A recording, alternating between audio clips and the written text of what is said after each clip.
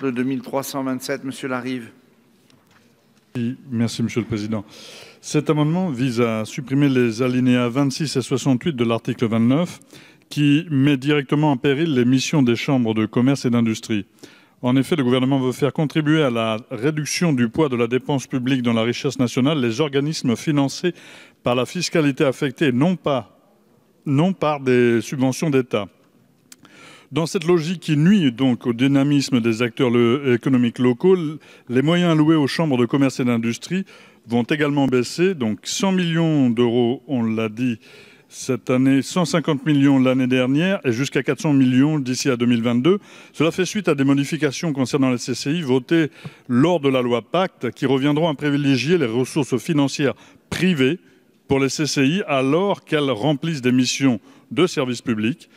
Cet étau budgétaire risque de contraindre à la fermeture les CCI de la grande ruralité. Il s'agit de 17 CCI situés sur les territoires qualifiés comme relevant de l'hyper-ruralité, qui ont bien moins que celles des grandes villes la possibilité de prendre appui sur des financements privés. Ainsi, les CCI de la grande ruralité pourraient disparaître alors même que ces territoires particulièrement fragiles ont plus que jamais besoin de ces missions de service public. Merci, Monsieur Larive. Et enfin, le 2365 n'est pas soutenu. Monsieur le rapporteur général, votre avis sur tous ces amendements identiques? Bien, Monsieur le Président, je voudrais juste donner deux chiffres. Premier chiffre, les produits des CCI, c'est 2,8 milliards d'euros en 2017. Nous parlons ici d'une baisse de ressources de 100 millions d'euros par an, histoire que les proportions soient bien comprises. Il est vrai aussi que les CCI sont désormais à 38% financés par leurs activités marchandes, mais c'est quelque chose qui est très divers suivant la grandeur de la CCI. Il y a des CCI hyper rurales. C'est la raison pour laquelle j'ai déposé un amendement de façon à préserver, au travers d'un socle, qui ne soit pas un socle, qui soit un socle, j'allais dire, fixé par la CCI au niveau national, par CCI France, mais bien par le ministère de l'économie, ces CCI rurales, hyper rurales. Un amendement a été déposé, qui est un amendement de Mme Verdier-Jouclas, pour prendre en compte justement la problématique de ces communes, parce que les périmètres des ZRR ont évolué, c'est exact, récemment. Donc un amendement a été déposé pour descendre à 70%, dès lors que bien sûr on n'est pas sur des CCI infradépartementales, parce que si on coupe le territoire en petits morceaux pour avoir de la ZRR d'un côté et pas de ZRR de l'autre, c'est pas très correct. Je donnerai un avis favorable également à cet amendement qui a été déposé, à ces sous-amendements qui a été déposé. Je pense qu'au travers de cela, nous pourrons tout simplement conforter un réseau de proximité dans les zones rurales et faire en sorte que nous poursuivions une trajectoire qui est une trajectoire qui nous permet, je dois le dire, de moderniser un réseau qui ne l'est pas toujours dans les plus grandes villes ou dans les plus grandes régions ou dans les plus grands départements. Donc défavorable sur l'ensemble. Monsieur le ministre. Pardon, venez. C'est quoi ce truc, l'amendement 48 est identique?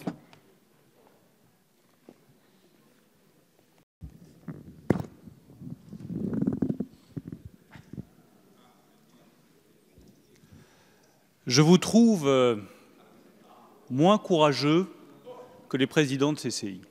Et je vous le dis avec ma sincérité habituelle. Parce que eux, les présidents de CCI, ils sont favorables à la transformation en profondeur des CCI que cette majorité va engager. Je ne reviendrai pas sur les contradictions. Charles de Courson en a mentionné certaines, je reviendrai dessus, qu'il peut y avoir de la part des Républicains à systématiquement réclamer plus de dépenses publiques et quand on fait une transformation en profondeur, à ne jamais les soutenir. J'aimerais savoir où, le moment venu, vous ferez les économies. Mais je pense que dans cette Assemblée, personne n'a rencontré autant de présidents de chambres de commerce et d'industrie que je ne l'ai fait depuis des mois.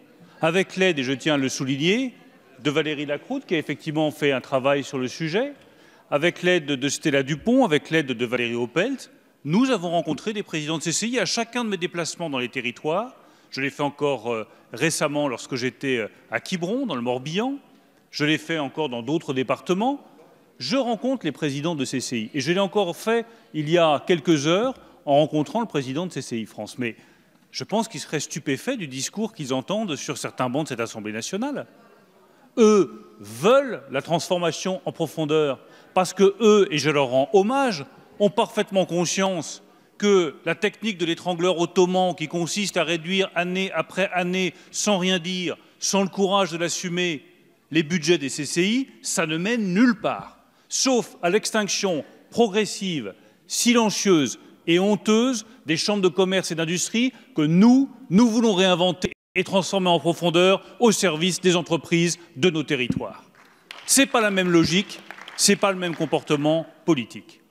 Alors bien entendu qu'il faut à chaque fois corriger, essayer d'améliorer des propositions, faire que cette transformation en profondeur soit accompagnée des mesures qui permettent aux CCI de réussir cette transformation. Mais ma conviction profonde, c'est que les présidents de CCI, que les personnels de CCI, que les chambres de commerce et d'industrie vont réussir cette transformation en profondeur parce que nous le faisons de manière professionnelle, en accompagnant les chambres et en leur permettant de réussir cette mutation indispensable pour que les chambres de commerce et d'industrie qui existent depuis le XVIe siècle puissent continuer à exister au XXIe siècle. C'est bien ça notre objectif et je vous garantis que nous allons y parvenir.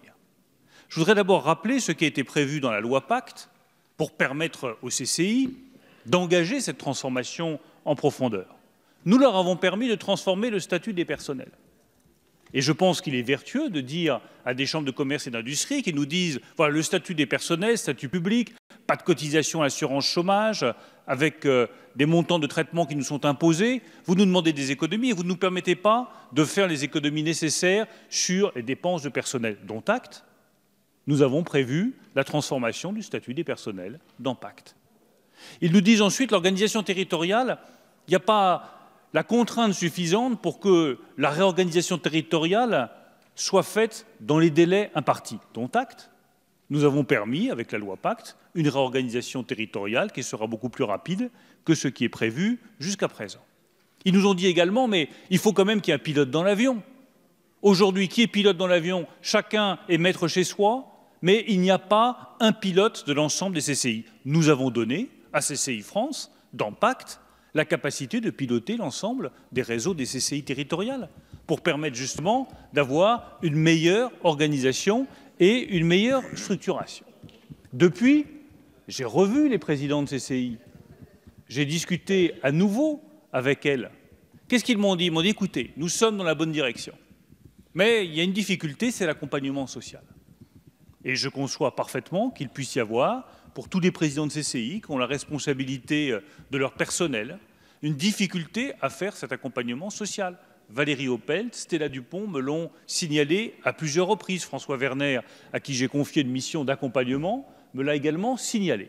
Et donc là, nous avons des difficultés très précises auxquelles soit nous devons apporter des réponses, soit je vous dis ce soir que nous allons en apporter des très concrètes. Il y a d'abord les questions de rupture de contrat conventionnel. Et là, je rends hommage à Charles de Courson, vous voyez que je ne suis pas rancunier, puisque grâce à un amendement de Charles de Courson dans la loi Pacte, nous avons prévu qu'en cas de cessation d'un commun accord des relations de travail, le fameux CCART, il puisse y avoir une défiscalisation et une désocialisation totale de ces ruptures de contrat conventionnels. Qu'est-ce que ça veut dire?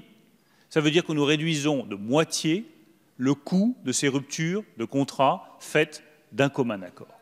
Et ça a été voté ici, ça a été voté sur recommandation de Charles de Courson, et c'est un moyen d'alléger considérablement pour les chambres de commerce le poids de cette transformation. Il y a une demande qui m'a été faite ensuite de la part de CCI France, aujourd'hui, c'est de disposer d'un outil de gestion prévisionnelle des effectifs. Nous mettrons en place, c'est un engagement que j'ai pris aujourd'hui auprès du président de CCI France, un outil de gestion prévisionnelle des effectifs pour que toutes les CCI sachent exactement où elles vont. Troisième sujet sur l'accompagnement social, qui est un sujet majeur, c'est la possibilité pour les personnels des CCI d'adhérer à l'UNEDIC. Vous savez qu'aujourd'hui, c'est un des problèmes majeurs. Ils n'ont pas adhéré à l'UNEDIC, ils n'ont pas cotisé, ils n'ont pas d'assurance chômage.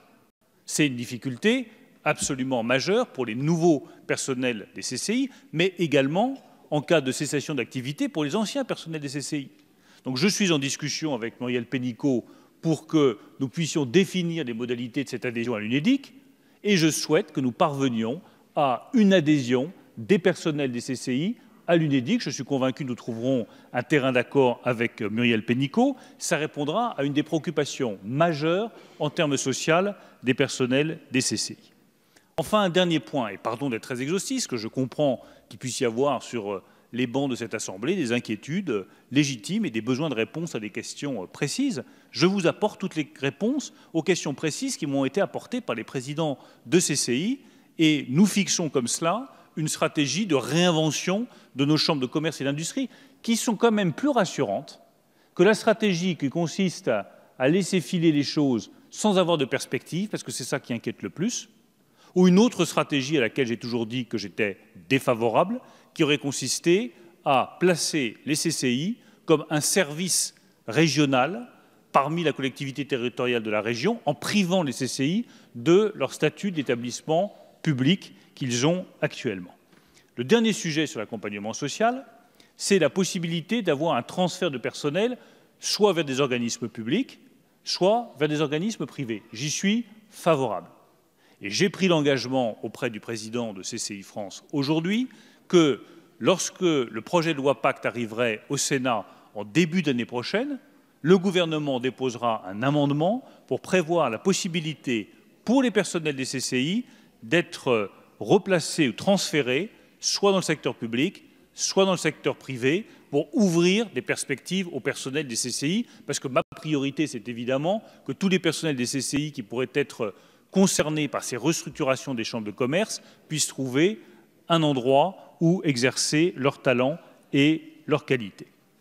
Le deuxième grand sujet sur lequel j'ai été interrogé par les présidents de CCI à l'occasion de chacun de mes déplacements, c'est sur leur mission. Je suis prêt à aller plus loin dans la redéfinition des missions des CCI pour que nous soyons vraiment concentrés sur la formation d'une part, le soutien aux entreprises, en particulier aux PME, d'autre part.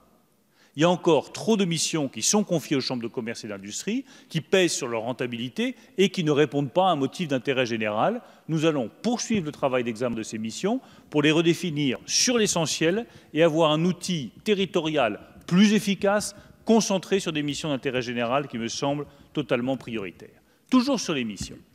J'ai rencontré des présidents de CCI, je pense en particulier au président de la Chambre de commerce et d'industrie du Morbihan, je pourrais citer 2 autres départements qui sont dans le même cas, qui m'ont dit « nous, on a engagé le conventionnement avec les collectivités locales. Et ça marche très bien. Donc je propose de réunir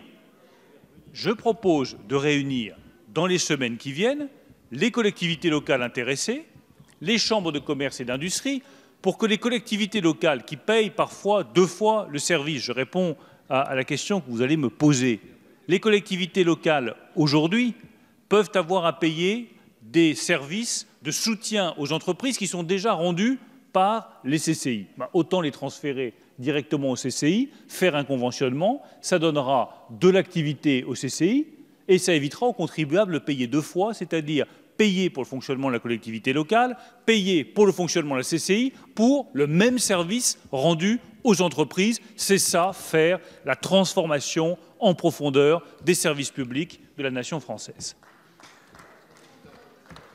Enfin, toujours sur les missions, aujourd'hui, les CCI ont un patrimoine immobilier qui est estimé à environ 3,5 milliards d'euros. Et je reprends des chiffres qui ont été donnés par Joël Giraud. Tout le monde fait un effort sur son patrimoine immobilier. Tout le monde, dans le cadre de la réduction nécessaire des dépenses publiques, regarde son patrimoine pour arriver à réduire son patrimoine immobilier. Je lancerai donc, dans les jours qui viennent, une mission de l'Inspection générale des finances pour faire un état des lieux précis du patrimoine immobilier des CCI et aider les CCI, les accompagner dans la gestion de ce patrimoine immobilier, parce que beaucoup m'ont posé là aussi des questions sur ce sujet.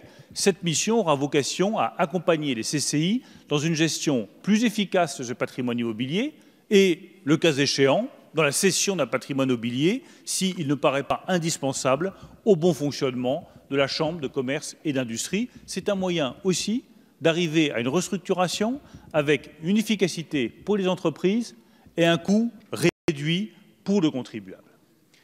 Le troisième sujet majeur, au-delà de l'accompagnement social et des missions, c'est évidemment la question qui nous occupe ce soir, qui est la question du budget. Nous avons annoncé à plusieurs reprises que dès 2019, il y aurait 100 millions d'euros de réduction du budget de la taxe affectée pour les CCI. Enfin, j'avance en toute transparence. Je suis allé à l'Assemblée générale des CCI cet été annoncer la trajectoire budgétaire. Je ne prends personne en traître. Il se trouve même que ma proposition et mon plan de redéfinition du rôle des CCI en France a été applaudi par les présidents de chambres de commerce et d'industrie. Donc pas de raison de revenir sur un sujet qui a été reconnu par les présidents de chambres de commerce et d'industrie. Mais, Madame Dalloz, vous pouvez ruminer et vitupérer dans votre coin, c'est la réalité. C'est la réalité. C'est ce qui a été décidé et c'est ce qui a été assumé par les présidents de chambres de commerce et d'industrie. Eh bien moi je vois, Madame Dalloz, des présidents de chambres de commerce et d'industrie qui sont courageux, qui ont compris qu'il fallait réduire la dépense publique et qui, au lieu de proclamer matin, midi et soir, réduisons la dépense publique, réduisons la dépense publique, réduisons la dépense publique, se retroussent les manches et ont le courage d'assumer devant les salariés les décisions qui sont bonnes pour l'intérêt général, et je veux leur rendre hommage. Sur le budget, nous allons engager cette réduction de la dépense, mais avec une trajectoire qui est lisible pour les chambres, parce qu'elles savent exactement où nous allons. Et je redis les engagements que j'ai pris devant les chambres de commerce. Nous avons une trajectoire de réduction de la taxe de 100 millions d'euros par an, 400 millions d'euros au total. C'est la trajectoire. Nous avons un engagement de restituer l'intégralité de ces 400 millions d'euros aux entreprises. Ce n'est pas pour le budget de l'État, c'est pour les entreprises. Et j'ai un troisième engagement que je tiens à rappeler ici, et je le prends sur moi. C'est que si jamais nous nous apercevons, en 2019, que la course est trop rapide, que ça va trop vite, que ça peut poser des difficultés particulières, eh bien je suis prêt à ce que nous révisions en 2020 le montant de la réduction de cette taxe pour les CCI en disant « Attendez, ça va trop vite ». Ça provoque aujourd'hui des difficultés particulières dans certaines CCI. Et c'est comme ça, je pense, qu'on réussit une transformation. En se disant, on donne l'élan au départ, on fait les 100 millions d'euros de réduction dès 2019, mais si nous nous apercevons qu'en 2020, les choses vont trop vite et qu'il faut ralentir le rythme, on ralentira le rythme. Ça n'est pas une difficulté, ça me semble responsable, lucide, efficace pour accomplir cette transformation. J'ajoute un point sur la question budgétaire, parce que ça a été soulevé à juste titre par un certain nombre de parlementaires, c'est la question des CCI dans les zones rurales. Ce sont elles qui sont aujourd'hui les plus fragiles. Et entre une CCI d'une grande métropole, qui honnêtement n'a pas forcément de besoin de financement très élevé, mais qui en même temps peut trouver facilement à se développer avec les entreprises de la métropole, et une CCI d'un territoire très rural, reculé, avec moins de PME, avec de la désindustrialisation, et qui doit faire face à cette baisse de crédit, ça n'est pas du tout la même aventure et pas du tout le même défi. Le rapporteur général, dans sa grande sagesse, a proposé un amendement pour remédier à cette difficulté en prévoyant la garantie du maintien de niveau de taxes affectées aux CCI rurales les plus fragiles. Je donnerai un avis favorable à cet amendement, parce que c'est une garantie forte que nous donnons aux CCI rurales. Elles ne seront pas touchées par la baisse de la taxe affectée. Et je suis même prêt à ce que nous étudions des dispositifs de péréquation qui soient plus efficaces que ceux qui existent aujourd'hui, parce que tous ceux qui connaissent bien les CCI rurales, vous savez parfaitement que les systèmes de péréquation aujourd'hui ne sont pas satisfaisants, pas justes et pas efficaces pour les CCI. Enfin, dernier point que je tiens à signaler, j'ai signé l'arrêté qui reportera du 30 novembre 2018 au 31 mars 2019 la date limite de vote du budget primitif 2019 pour les CCI, pour leur permettre de tenir compte de dispositions nouvelles que nous adoptons aujourd'hui.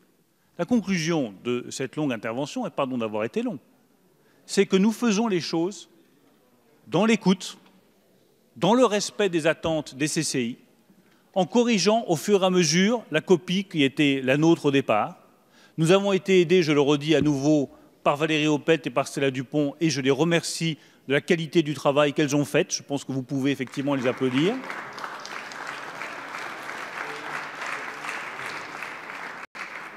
Nous avons complété notamment sur le volet social avec des dispositions législatives qui changent la donne et qui tiennent compte des difficultés des CCI et des personnels des CCI.